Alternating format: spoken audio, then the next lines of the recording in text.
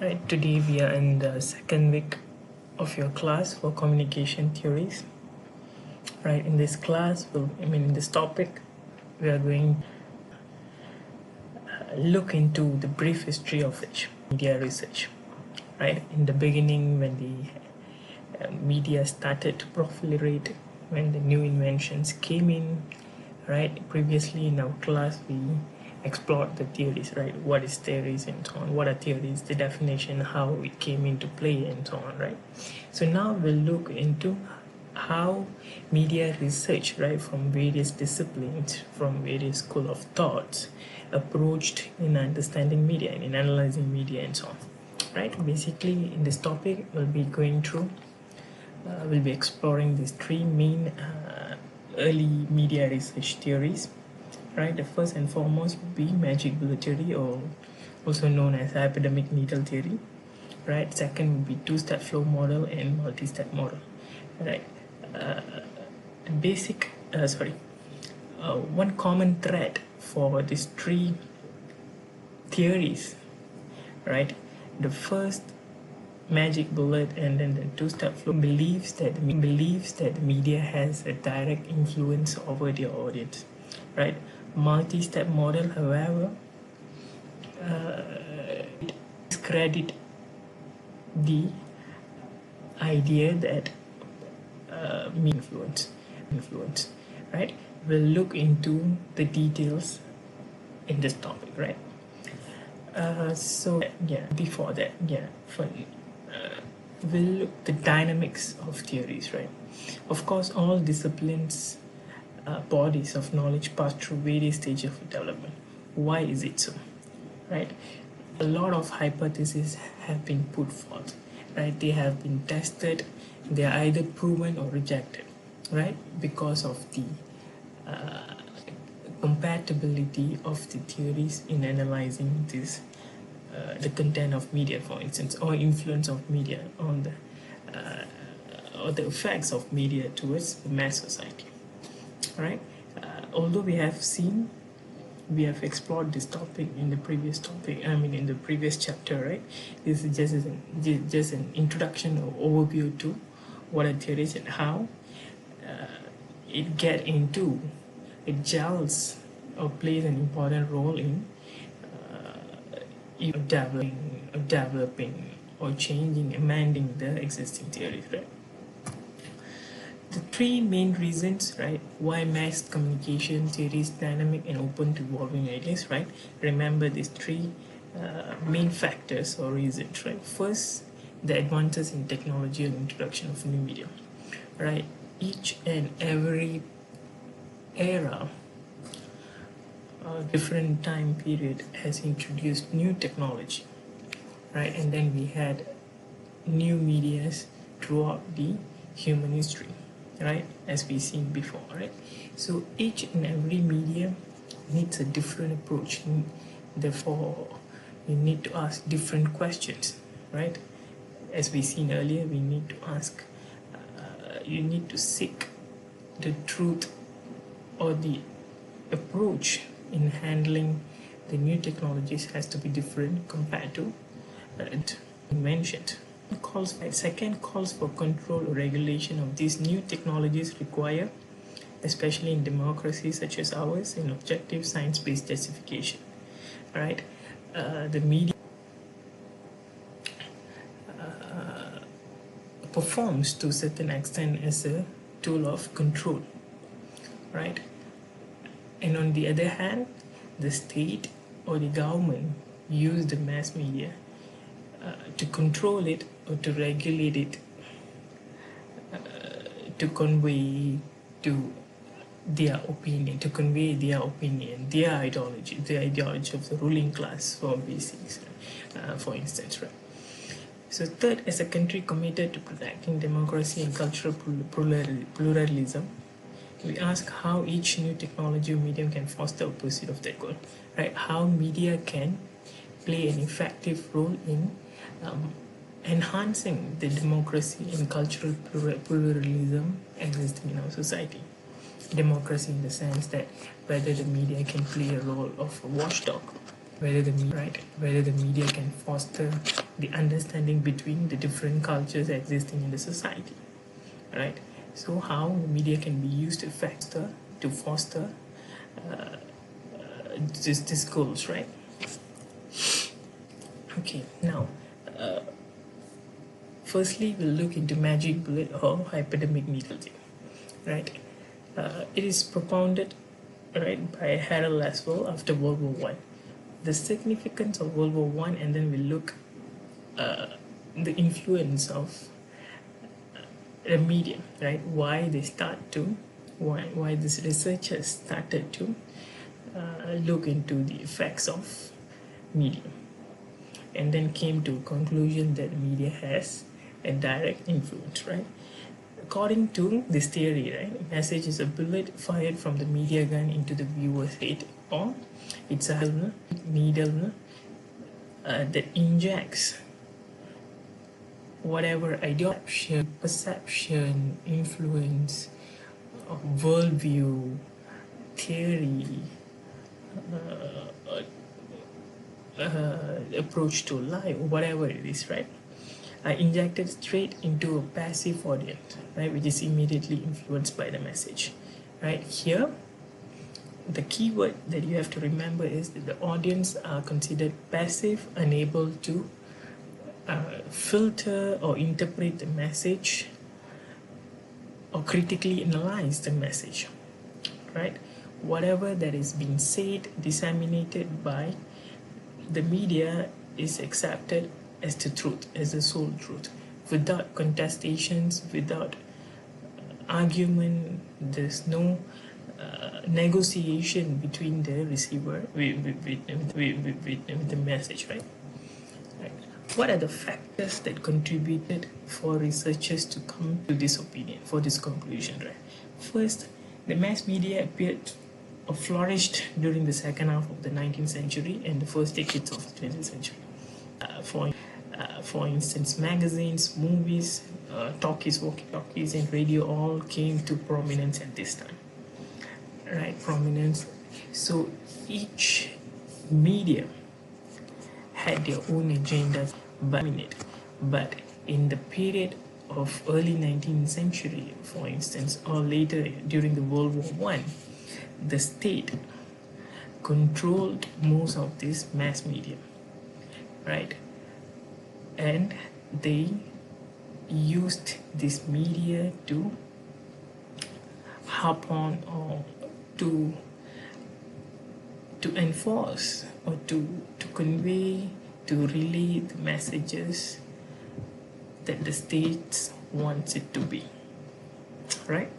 And then we had the emergence of persuasion industry, advertising and propaganda machineries, right, that used the media to advertise products, right, using human as an object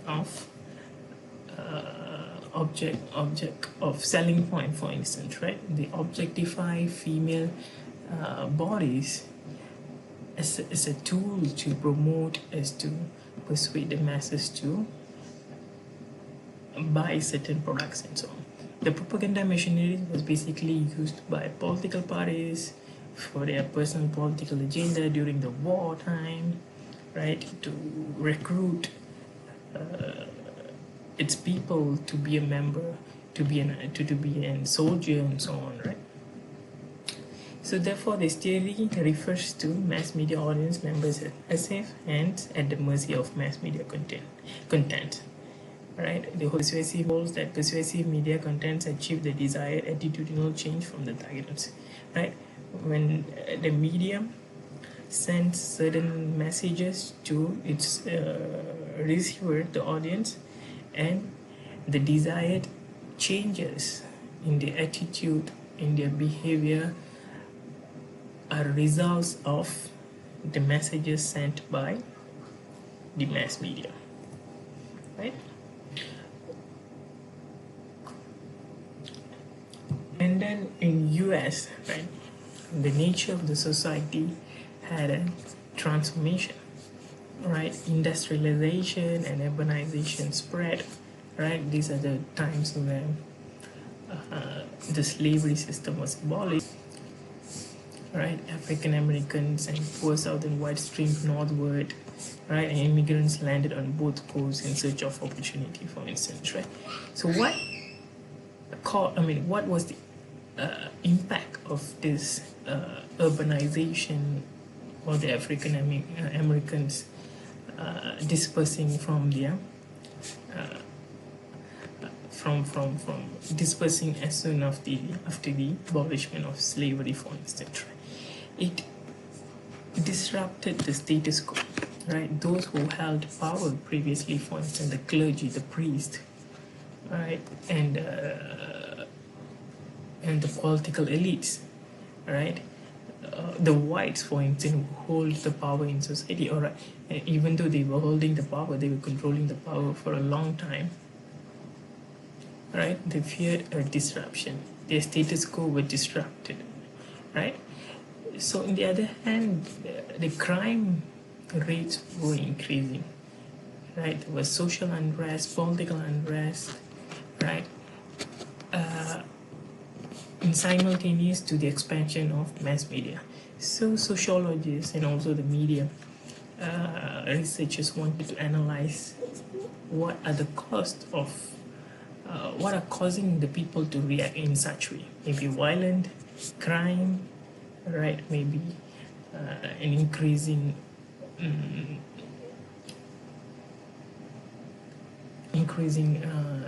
robbery, theft, and so on, right? Or poverty, for instance, right? What are causing all this and so on? So the charge that the mass media catered to the low tastes and limited reading and language abilities of these newcomers. Newcomers, basically, the rural people who are migrating to urban areas. The blacks who are occupying the new industrial needs and so on, becoming the manpower, right? So it says that the media are providing merely manufacturing, featuring simple and sensationalistic content instead of in which it directly influenced the mass media to react. The mass audience to react in the way the media is portrayed. For instance, a violence in a film, right, and so on. But more interestingly, what caused, besides all the other factors, the most important factor that you have to remember that has been discussed is the successful use of propaganda by totalitarian governments in Europe, especially Hitler's or Germany's National Socialist Party, also known as the Nazis, right?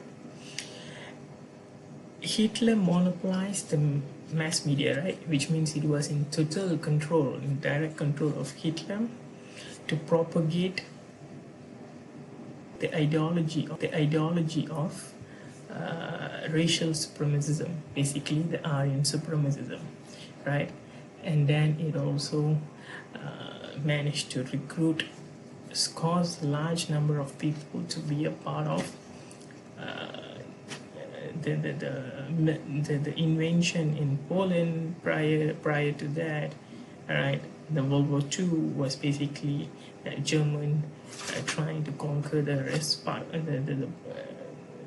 the rest of the world, right? For instance. So it garnered public support. People were throwing their support despite they have to hate their fellow citizens, right? The Jews were hated, they were executed in mass scale and so on. So the media scholars wanted to understand why the people were reacting, although they knew it was wrong to do. It was wrong, it was morally incorrect for them to be participative or to participate in such mass killings, inhuman acts, and so on. Right? They also concluded the corrupting influences that undermine the social order, that average people are defendants against the influence. Right? In simpler words, right?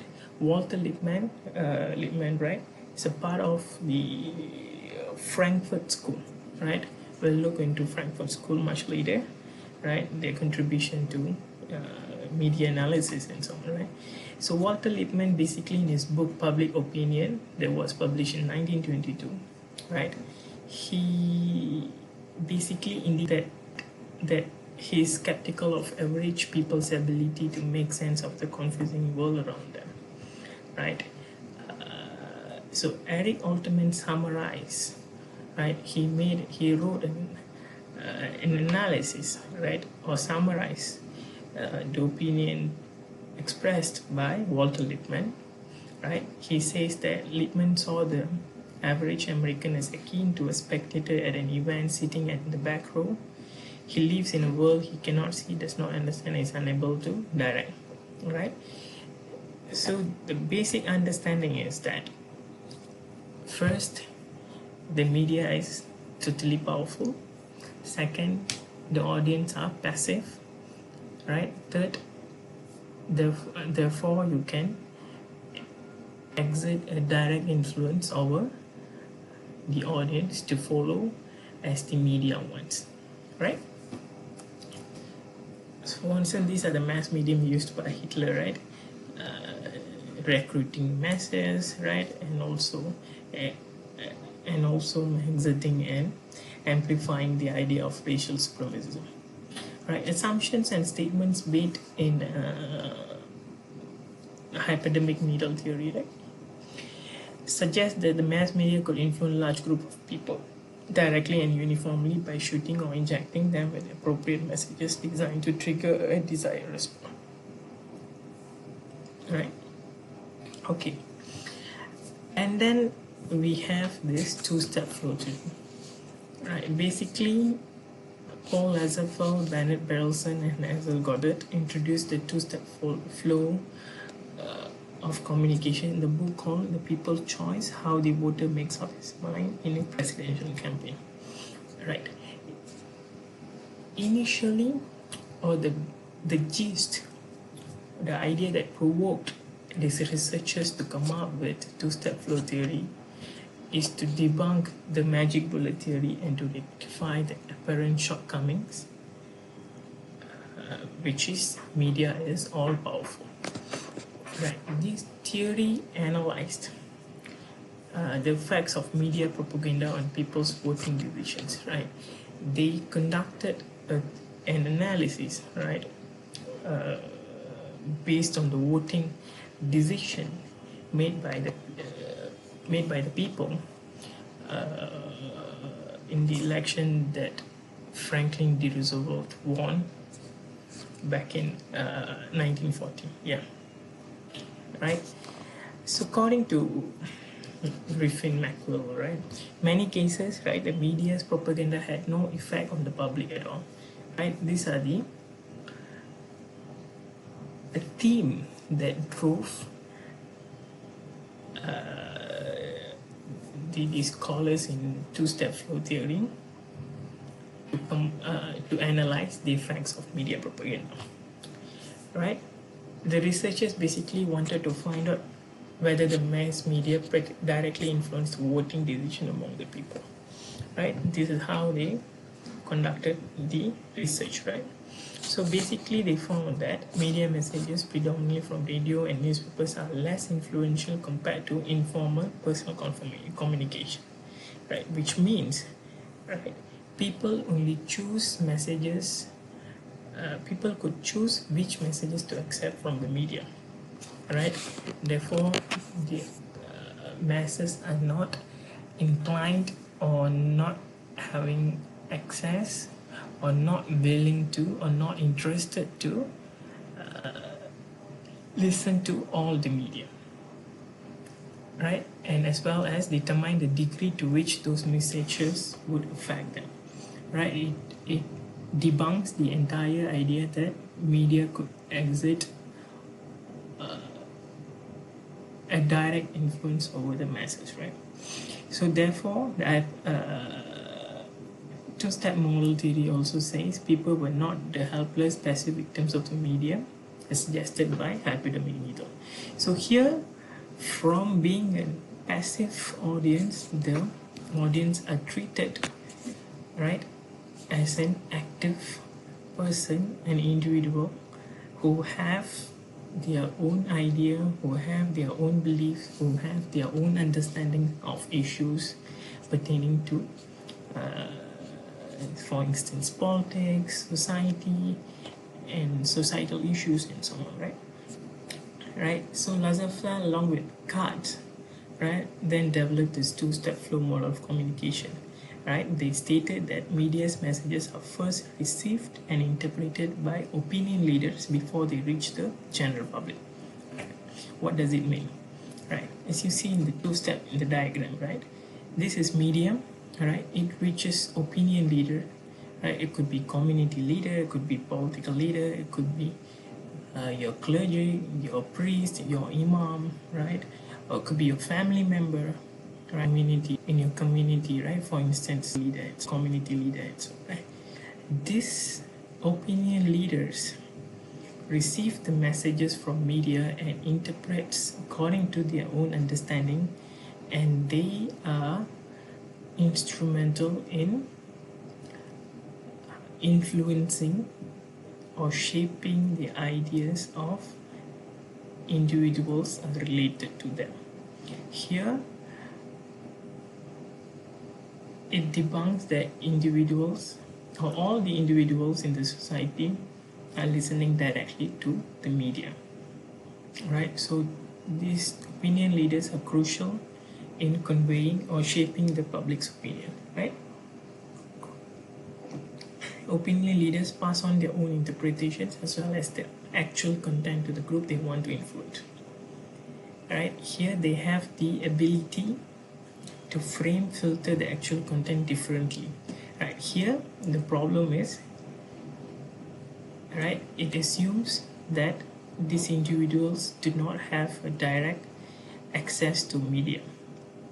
Right, maybe it considers all the individuals are illiterate or do not have an access to television, radio, and so on, or they are living in rural areas, right? Or maybe they don't believe in media, therefore they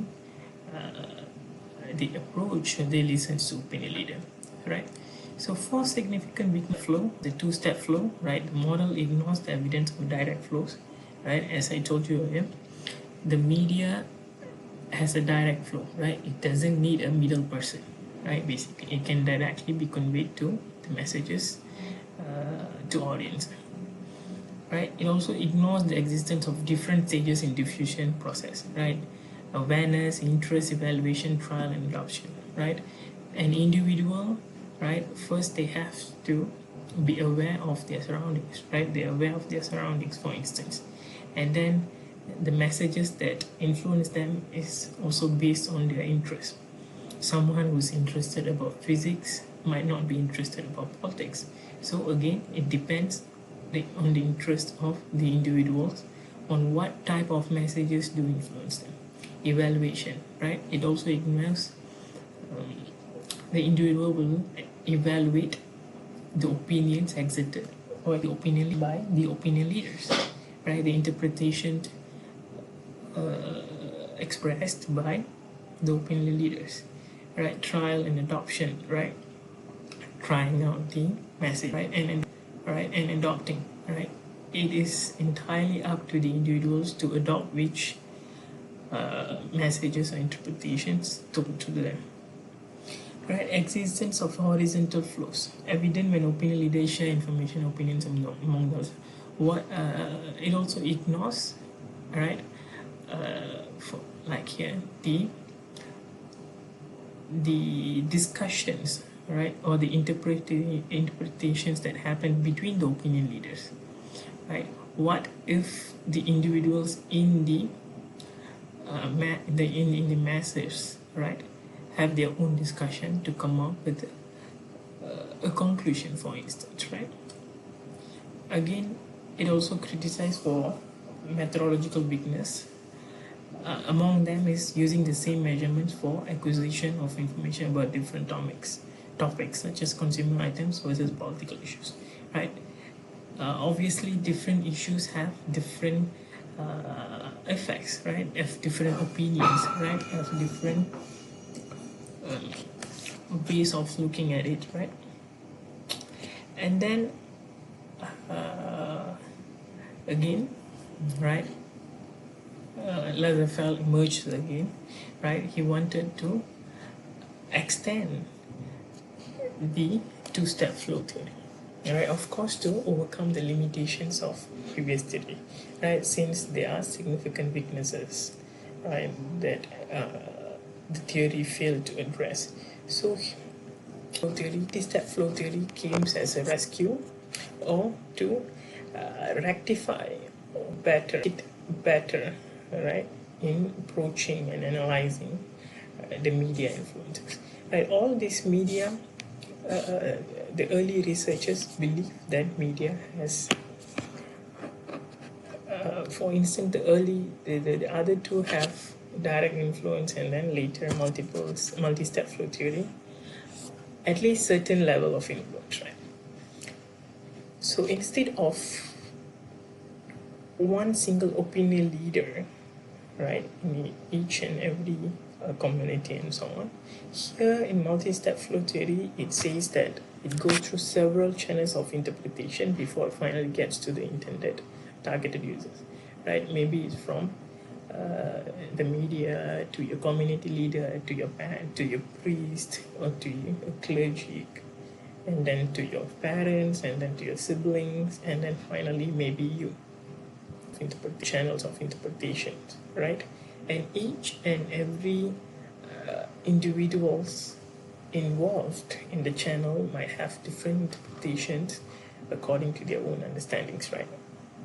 So therefore, opinion in the media fear between the media's direct message before it finally reaches the audience, right? Similarly to two-step flow theory, but only that here, there's no one clear leader. There's no single opinion leader that has the total control over the message, right? There are a few different channels. Right, opinion leader influence the others to change attitudes and behaviors because the audience can identify or relate to the opinion leaders compared to the mass medium, right? The messages disseminated in radio and so on, because these opinion leaders might be a close companion, right? An associate, a friend, a family member, or someone that we have been in a close contact for a long time. So the level of trust that we have on this person is higher compared to the mass media. Right. This also explains why certain media messages are unable to alter audience attitudes, because people are not believing or not fully trusting the media messages. Right, influence can be multidimensional and not necessarily downwards. Right, it is not like a pyramid or like the previous media. The media influence directly to the people. Right, it could be anywhere. Right, it could be in any way, in any directions. Right, the influence could also be peer-to-peer, where audience with similar opinions share insight with each other. Right, an individual, maybe a friend, between a friend, conversation between you can influence the other can influence yourself. Right, that kind of dynamics. Right. Information reached to a member of either can be direct, second hand, or third hand. Right, the message that you might have received, according to these theories, is not necessarily directly first hand from the media or from the source, right? Not from the media, right? It could be from the second hand. It might be someone that heard the news over the radio, or someone that who had watched news in television and so on, right? And then it comes passed through a few different layers of people, right? Basically discredit, right? Major intention is discredit the direct influence of mass media, right? So that's all for today, right? So I'll see you again in next class, right? Thank you.